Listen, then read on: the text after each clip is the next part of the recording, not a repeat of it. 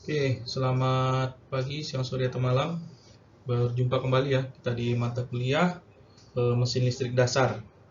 Nah, kita masuk ke materi pertama sekali, yaitu materi tentang pengenalan mesin listrik. Oke, sebelum kita masuk ke tentang mesin listrik ya, kita perlu memahami dulu bagaimana penyaluran energi listrik itu terjadi ya. Jadi kan listrik itu Anda tahu, listrik itu digunakan untuk mengubah dari listrik biasanya menjadi macam-macam bentuk lain seperti cahaya gitu ya, gerak gitu ya. Yang contoh cahaya itu seperti lampu gitu ya. Kalau yang gerak itu seperti apa? Pompa air, kipas angin gitu ya. Ada juga yang menjadi energi listrik itu menjadi panas ya. Contohnya kalau misalnya Anda masak pakai kompor elektrik gitu ya. Atau Anda masak pakai apa? Pakai panci elektrik gitu ya. Nah, macam-macam.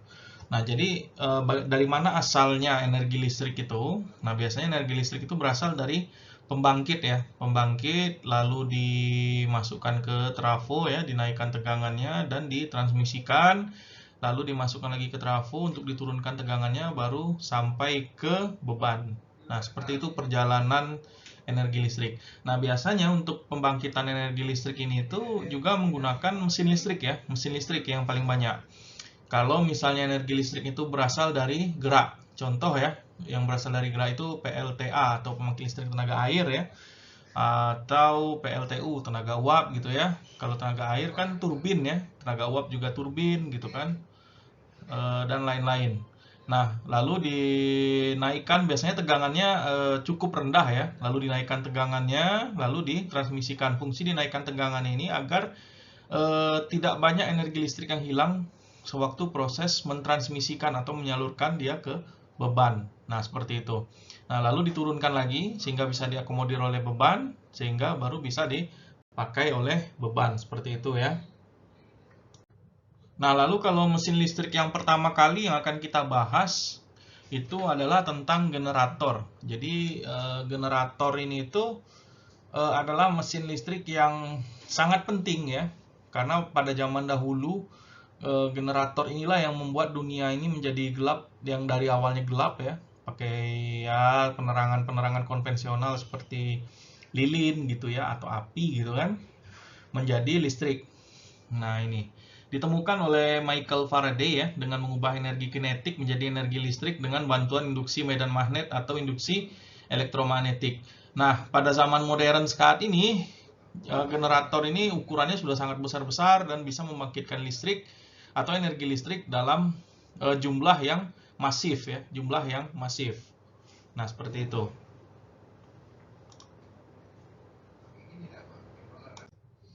Nah, bagaimana prinsip kerja dari generator?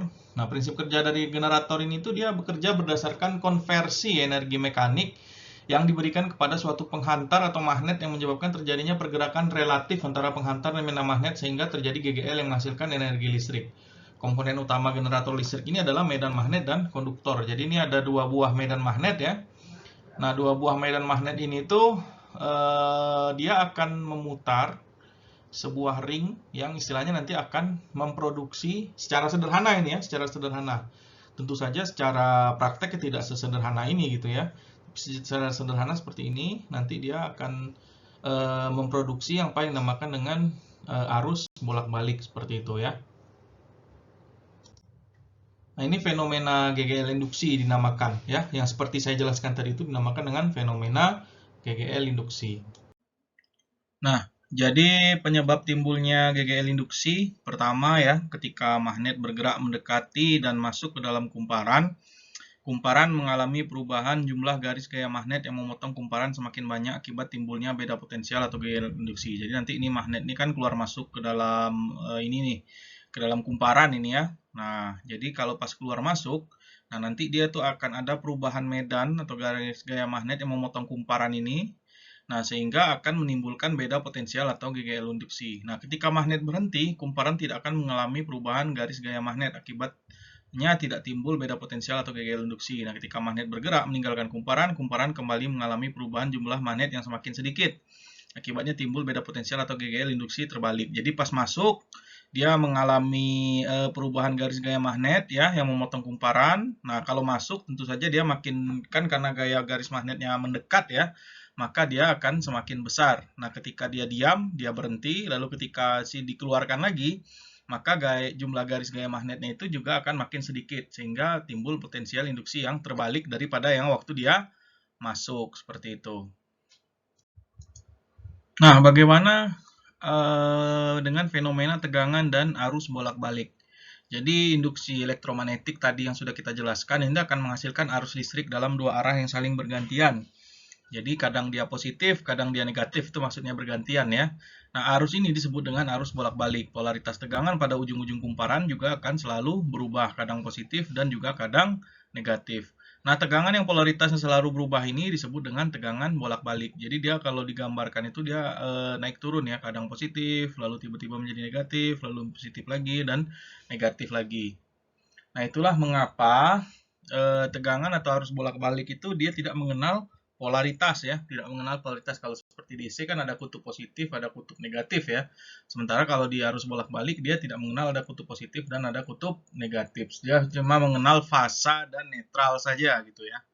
Fasa dan netral saja.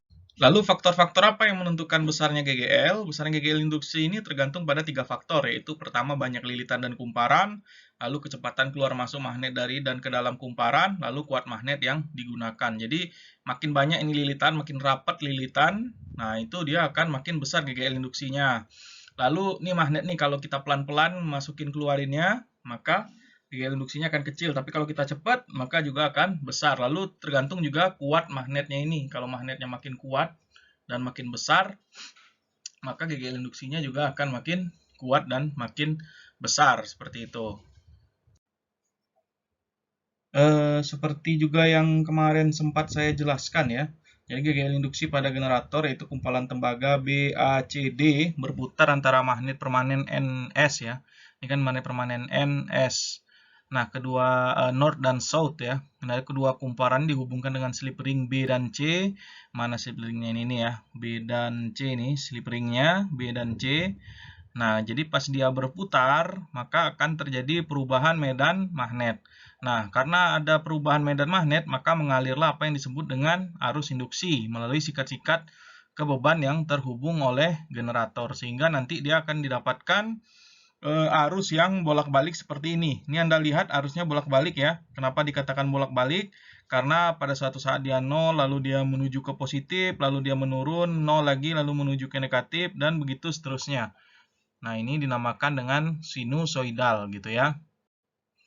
Oke, ini bagian-bagian utama generator ya. Jadi bagian-bagian utama generator ini kayaknya dulu kemarin sudah pernah juga saya jelaskan.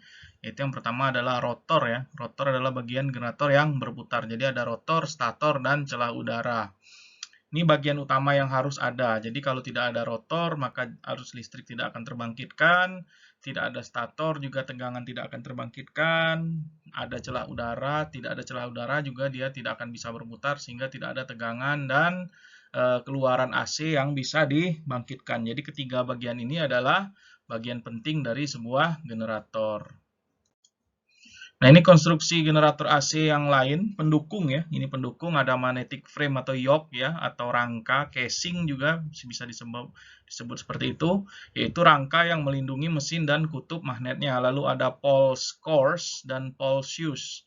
Ini adalah kutub ya, inti kutub dan sepatu kutub ya. Ini seperti ini bentuknya, ini inti kutub di tengah-tengah, ini sepatu kutubnya seperti ini gitu ya. Pole coils and field coils, ada koil kutub dan koil medan magnet atau koil medan. Nah, itu tidak terlalu kelihatan di sini ya. Di dalam ini nih koilnya nih, di dalam ini. Lalu ada belitan armatur dan konduktor, lalu ada brush dan bearing. Brush dan bearing. Nah, ini konstruksi rotor ya. Jika dilihat dari bentuk rotornya sendiri, ada yang kutub menonjol. Kenapa dinamakan kutub menonjol? Ini kutubnya menonjol-menonjol seperti ini. Dan ada yang kutub silindris. Kenapa dinamakan kutub silindris? Kutubnya itu sejajar dan berbentuk silinder seperti ini. Ini kutub menonjol dan ini kutub silindris. Apa beda antara dua ini? Tentu saja yang kutub menonjol ini untuk putaran dia tidak bisa digunakan untuk putaran yang tinggi atau cepat. Kenapa? Karena dia menahan angin, ya. Ini kan kutub-kutubnya ini menonjol-menonjol seperti ini, dia menahan angin sehingga tercipta rugi-rugi di sini, sehingga untuk kecepatan tinggi dia tidak bisa. Tetapi kelebihannya apa? Kelebihannya dia bisa menghasilkan tegangan yang stabil. Kalau kutub silindris seperti ini, dia kejal ya, dan ada aerodinamisnya sehingga bisa diputar dengan kecepatan yang cukup tinggi seperti ini. Lalu perbedaan dia dengan generator DC, ya tentu saja dari yang dihasilkan ya. Kalau DC itu dia menghasilkan arus searah untuk menghindari melilitnya kabel dan sekaligus menyarahkan arus yang dipasang pada komutator atau sepasang cincin belah. Nih, jadi kalau di DC dia ada sepasang cincin belah atau komutator ya, sepasang cincin belah atau komutator. Itu perbedaan dengan generator DC. Nah, ini konstruksi generator DC sama ya, hampir sama. Ada magnetic frame atau yoke, ada pulse coils dan pulse shoes, ada pole coils dan field coil, ada armature core, ada armature winding, komutator ya, komutatornya untuk DC, dan brush and bearing ya, brush and bearing. Oke, ini contoh mesin AC yang lain ya, mesin-mesin dari AC yang lain. Ada 3 fasa induksi motor, motor induksi 3 fasa. Ini ada single pass resistant start motor. Ini adalah starting motor resistan yang satu fasa. Ini yang satu fasa kapasitor start motor. Ini dari tipe starting motornya ya. Ini starting motornya menggunakan resistor gitu ya. Ini starting motornya menggunakan kapasitor. Yang ini kapasitor run motor. Ini kapasitor untuk menjalankan motornya ini. Jadi motor ini dijalankan, diperkuat dulu oleh kapasitor. Ini yang tadi itu adalah contoh mesin asinkron ya. Ini contoh mesin sinkron gitu ya, mesin sinkronnya. Nah, generator pada kenyataannya rotor pada generator adalah magnet dan statornya adalah kumparan ya untuk kapasitas yang besar. Dengan generator seperti ini, arus listrik yang dihasilkan adalah arus listrik bolak-balik atau AC. Nah, ini penggunaan generator pada pembangkit energi listrik, ada PLTA ya. PLTA ini pembangkit listrik tenaga air, biasanya ini dibentuk dengan sebuah bendungan ya, bendungan air ditampung pada sebuah dam dan dialirkan melalui pipa ke turbin generator yang memutar turbin sehingga generator bekerja. Jadi ya namanya pembangkitan dia perlu memutar generator kan untuk menghasilkan tegangan. Nah, dari sini yang memutar generator air itu diberikan ruang ya supaya dia bisa bergerak dan memutar generator. Di sini nih diputarnya generator sehingga nanti turbin ini memutar generator sehingga terbangkit listrik. Ada PLTN, prinsipnya sama ya. Dia kalau PLTN ini uap air yang dipanaskan menggunakan tenaga nuklir. Uap air yang dipanaskan ini dia nanti akan bertekanan sehingga dia akan mengalir. Alirannya itu digunakan untuk memutar turbin. Nanti turbin akan memutar generator seperti itu sehingga listrik dibangkitkan. PLTU juga bedanya, kalau tadi nuklir dia nuklir yang memanaskan air. Kalau PLTU itu boiler ya, boiler atau yang namanya boil ya.